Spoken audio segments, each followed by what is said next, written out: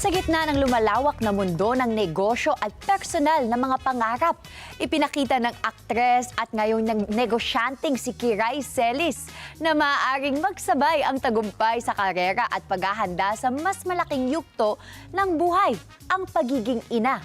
Katuwang ng Purple Hearts Productions, naging madali umano para sa kanya ang pagsisimula ng kanyang negosyo.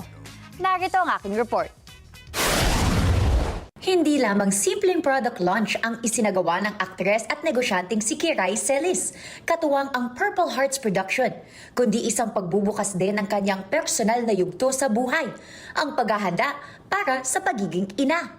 Noong March 28, 2026, ginanap ang isang summer meet and greet event kung saan opisyal na inilunsad ni Kiray kasama ang kanyang asawang si Steven Astopia ang mga bagong produkto mula sa kanilang mga brand na Skin Vibe at Daily.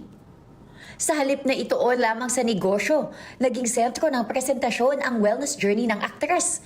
Ibinahagi niya na ang pagbuo ng mga produkto sa ilalim ng Daily tulad ng barley juice at barley coffee ay nakaangkla sa kanyang personal na layunin na mapanatili ang kalusugan, lalo na sa usapin ng hormonal balance at reproductive health. Ayon kay Kiray, ang naturang hakbang ay bahagi ng kanilang plano bilang mag-asawa ng magkaanak dahil upang mas maging makabuluhan ang direksyon ng kanilang negosyo. Ang mga produktong ito ay may sangkap na D-Chiro at Myo-inositol na kilala sa pagsuporta sa kalusugan ng kababaihan. Samantala, inilunsad din ang pinalawak na linya ng Skin Vibe skincare products, kabilang ang sabon, facial wash, serum, lotion, at iba't ibang uri ng sunscreen na tumutugon sa pangangailangan ng merkado ngayong summer season. Since kakatapos lang naming ikasal, so parang asawa ko pangarap niya magka-family, tapos magmamahal sa sarili mo kahit na may asawa ka or single ka, yung skincare natin. Dinaluhan ang nasabing okasyon ng pamilya, malalapit na kaibigan at mga brand affiliates na nagpakita ng suporta sa lumalawak na negosyo ng mag-asawa.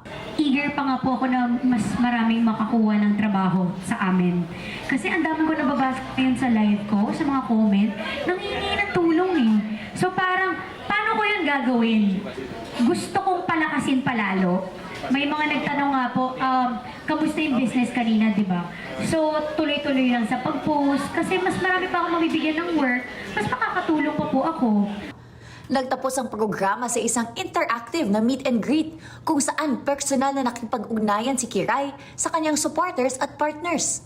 Sa kabuuan, ipinakita ng event na ang negosyo ay maaaring magsilbing salamin ng personal na adikhain, isang pagsasanib ng kita, kalusugan at pangarap sa buhay.